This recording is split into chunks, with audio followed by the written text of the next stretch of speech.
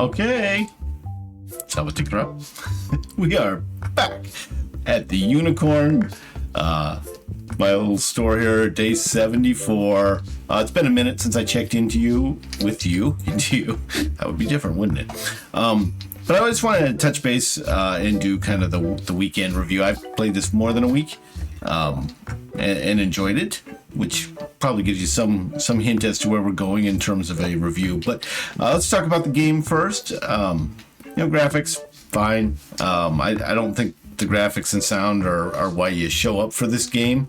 It's very much, a business type model where there's not a lot else going on. You can try to complete your collection here. So I've got, let's see how many, 636 of the 1,452 cards out there. So, that can be like a subplot, if you will. But yeah, it almost seems like a Roblox game, to be honest with you. But, maybe with a little better graphics than I remember from Roblox, but it's very much in that vein where you start with a very small shop. Go back and watch my gameplay if you want to see how small you start, but you start pretty modestly, and then you can build areas for people to play. People come in, you can you can do the de-center to get rid of the stinky folks. You saw one just walk by there that got cleansed by the de-stinker. There goes another one. He waved it off though. He's determined to stink. He's been in that suit a long time. And then you can buy tabletop board games to sell. This is actually just a display cabinet. I'm not selling these. These are some of my better cards that I've collected. And by better, I just mean more valuable and maybe a little bit pretty. There might have been a little pretty that went into the selection. And then, your stock. Now you have to unlock your stock.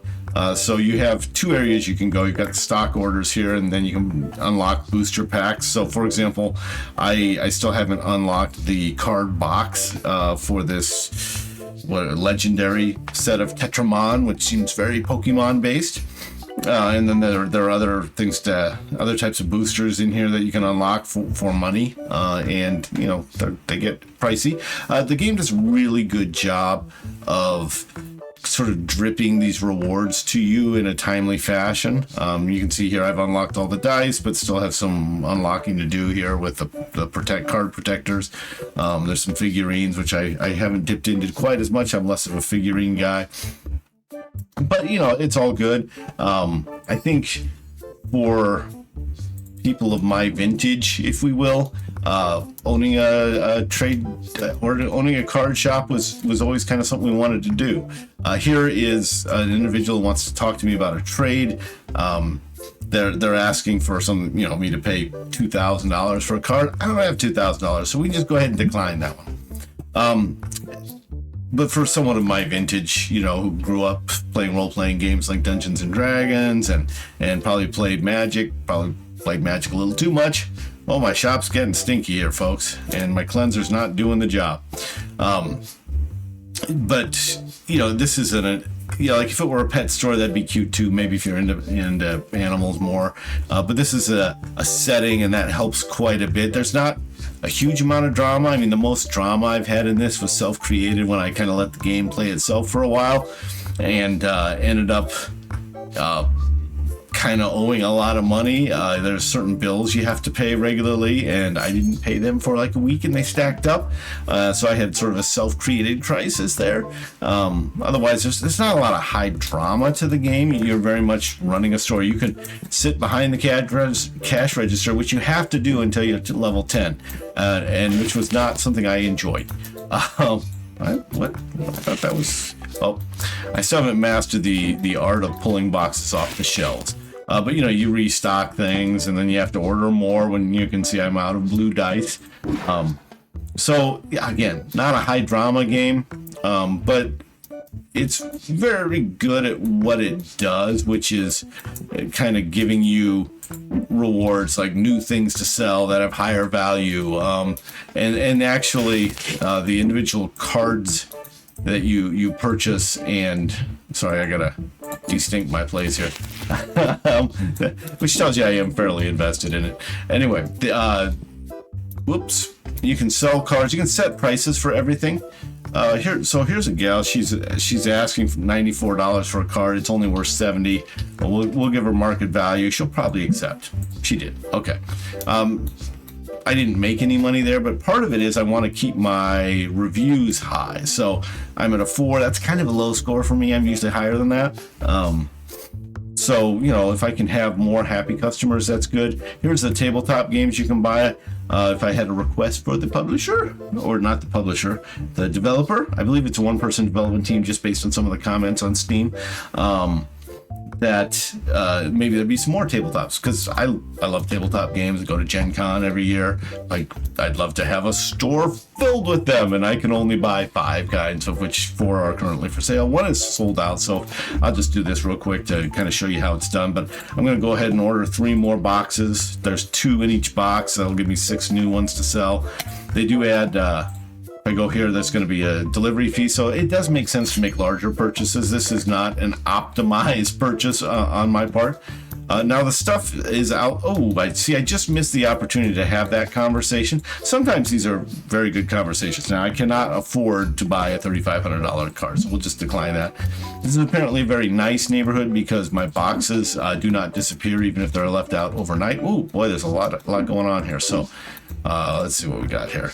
See, this is again one that I'm going to offer a market price for. Another reason I don't mind is that if you look on the bottom left there, I don't have any in my album, and I like having an album for the collectors. Whoops, that's not what I'm trying. No, go put it back. Okay. I like it from the collector's perspective as well. But I also like if someone comes up and wants to trade a more valuable card for a card of lesser value that I own, I want to have that card. I want to be able to make that trade because that's a positive net worth trade for me. So, you know, there's an incentive to having a decent card collection. And then you can sell off. I do a very sub-optimized way of doing this. There's actually kind of a good way to do both your tournaments and the cards you have for sale. So these are individual cards I have for sale along here. And I just use this space to get rid of all the cards that I don't really care for. Care for is the wrong word. I have too many of. So you can sort through this book by how many you have, the amount you have. I just sort it by that, and then I sell off the ones that I have a lot of. And this is telling me, hey, you need to set a price for this. So I'm just going to sell it for market, 69 cents. This area is wasted space. I am not making money on this area, and there is a way to optimize that a little bit. I'll show you that just here in a sec. But for me, I just use it to pare down my collection, and I just have a section in each area for like, those are my red cards that I'm selling, and these are my white cards that I'm selling, and whoops, here are my blue cards that I'm selling. I just sell the cards that I have the most of, and that is not a highly profitable venture. You know, if you look at most of what's selling on here, let's just real quick evaluation. This one's kind of nice, $3.56, but 50 cents, 27 cents, here 53 cents. These are not high value cards. Like, this space is not earning me near as much space as the tabletop games over there or the card stock that I've got. So I'm just using it to kind of go through and reduce the amount of cards in my book for those that I have a lot of copies of. So probably you could just keep them, or maybe you can dispose of them in the garbage. I don't know. I haven't gone that route. I'm using this kind of as my garbage, but also slightly money earning. Now, I talked about a way that you could use this a little more efficiently. One is sell high value cards, but another, if I click on my table, I can also bring this up in the app for the manage event. I can have an event, and if I choose an event, for right now I'm doing Silver Legacy. So those are cards with a silver border may increase in price. Cards with a certain border might decrease in price. So the point being, for $250 a day, I get to have this Silver Legacy event, and then what I can do is go over here, put some stuff. I'm clicking on that little thing sticking up out of the table. I don't even know a good name for it. But if I go in and I sort by the type, and then I kind of jump around in here, I can get to silver cards, and then I can you know, like use this area down here maybe just to sell those silver cards, which are going to be going up in value because that's the event I'm running. I'm running a silver card event. So there's an incentive for me to be selling silver cards during my silver card event because more people want to buy them. Supply and demand. I kind of like that star, that evil starfish.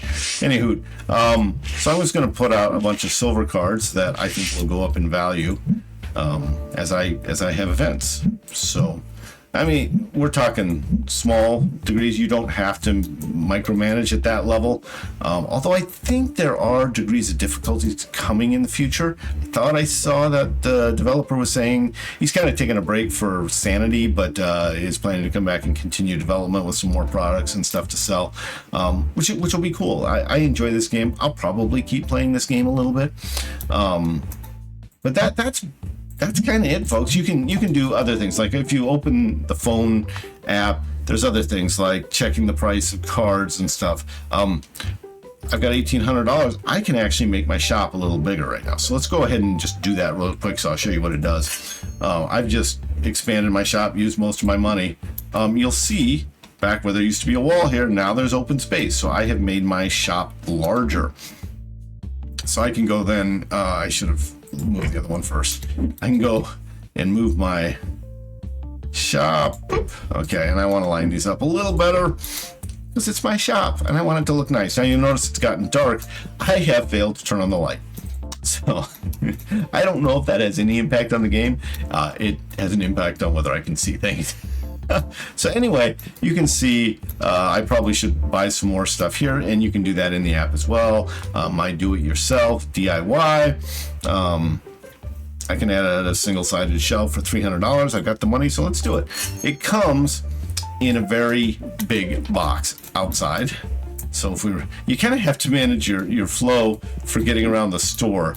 I don't know how sophisticated the engine is in this in terms of and where do I want this? Right there. I'm not sure how sophisticated the engine is in terms of saying, hey, you know, these products are at eye level. They will sell faster than products that are at a lower level. I probably could figure that out by stocking one of these shelves with all the same type of card and seeing which shelves sell out and if they're consistently the same, but I have not done that. I'm just happy with things selling and I have a lot of fun with it. You can see I'm out of my blue cards here, so I should probably go get those. Got a couple guys in each chat. So it is a game where I told you I got myself in trouble once from a profitability perspective because I did not, I kind of let it run itself and didn't take advantage of any of these trades. You know, some of the trades, like the one I just made, was advantageous. I didn't buy it at market value. I bought it at a lower value and can then resell it. So that's where these spews, I'm going to call them spews. I'm not sure I'm using that word right. But that's where these could be used to sell some of those higher value cards that I got a deal on. The other thing, once in a while you want to go through and price your cards. So I put a bunch of silver backed cards over here. Let's see if the value it's only been one day. Probably hasn't changed much, but let's check this one. I'm going to click on this one. 0.97 was the market value. If I hit market price again, market value has gone up 1 penny to 0.98. Point is, that happens on everything. So if I go in here and click on these cards, I've been selling at 4.85. The market price is now $5. So I mean, if I sell these at straight up $5, I'm making 15 cents more on each pack I sell. Not insignificant. So next thing I will probably do is go do that for all of them and say, okay, well, where's the opportunity? Not all of them have gone up in value equally. So, okay, so that's the game. I mean, that's it. You're just running a shop. I say just, you know, like it's something I've always wanted to do. It's not going to be my forever game. Like this is, I could play this for a long time, and it's nice because the cycle, you know, you'll see the time in the upper left-hand corner has stopped. So we're at the end of the day and the last customers are checking out. So to me, it's a very natural cycle. And I'm trying to remember how long my videos are. It's like 15 minutes for a day. We'll call it that. And you know, then the employee goes home. You can also hire more people. Oh, this guy wants to chat real quick. Got to take care of the unicorn here. I I probably shouldn't do this trade, and I think you can usually offer a little less than market value and they'll still take it, which is probably like real life. Anyway, you do get a little bit of stats at the end of the day, so the day has ended. I always flip the sign. I don't know if it does anything. I don't think it does. I just like flipping the sign. But if I hit enter, I get some basic stats that show me how things are going. So actually, that's quite a few dissatisfied customers. I did notice it was kind of stinky. It's probably time to upgrade my stink machine. But that sounded like the opposite of what I want. Actually, a de-stink machine. I can come up with a better name than that. All right. But revenue's not bad. 2,900 is pretty good for my little shop. Made a profit. So profit isn't really necessarily profit. Well, maybe it is. Anyway, it's really cash flow. Are you up or down cash flow for the day? Probably getting a little CPA-ish on that one. Anyway, day 75 for my humble little shop. The unicorn, folks. We're still trying to decide where the unicorn is located. I don't think I've gotten any suggestions yet. We're leaning towards Utrecht or Berlin, one of the two. But I'm wide open. Those just happen to be cities I've been to that I liked. Okay. And you can see people gathering outside, so we can open it up. My employee just showed up here. I've got two. One works harder than the other. There are differences in the employees. So if I go to recruit, this guy's restock speed is normal, but his checkout is slow. This guy's restock is slow and checkout is normal. And as you move up, like this guy's checkout speed is very fast. Love to get him. It costs $2,400 just to get him to join the firm, and then he's $400 a day. I'll probably hire him anyway.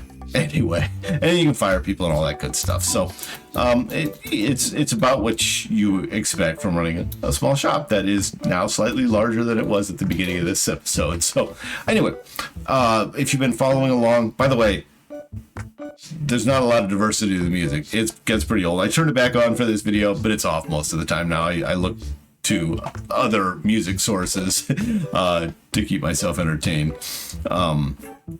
So, production value is not fantastic, but it is a fun little game that's easy to come back to and just play real quick, like if you've got a lunch break or something like that. So, my scoring is S tier is a game genre-defining game, one that's just like perfect. Like Slay the Spire or They Are Billions or Dominion 6 or just games that for me are like my sweet spot. And then A and B is games I want to play again, and then C and D is games that not really for me. I mean, this is my score. Your score can be totally different, right? And then F is a game that really just kind of doesn't function. It's just bad. I haven't given an F yet. I have played F games, just not on camera. So anyway, for me, this game is a B. Honestly, it's probably kind of a low B. Like, I do come back to it. I don't crave it the way I do some other games, but I do want to come back to it. The production value is not particularly high. I don't place a high valuation on production value because, hey, I look at the games I just listed. Dominion still uses these little 2D sprites and a weird 3D kind of background that doesn't really affect the game. So, point being, I'm going to give this like a low B, B minus, if you will. I don't usually give pluses and minuses, but if I did, this would probably be a B minus. It's a game I'll play again. I'll get to 100 days on this, but it might take a while as I get into some other games that are a little more dynamic. But it's fun, and who doesn't want to own a card shop called the Unicorn?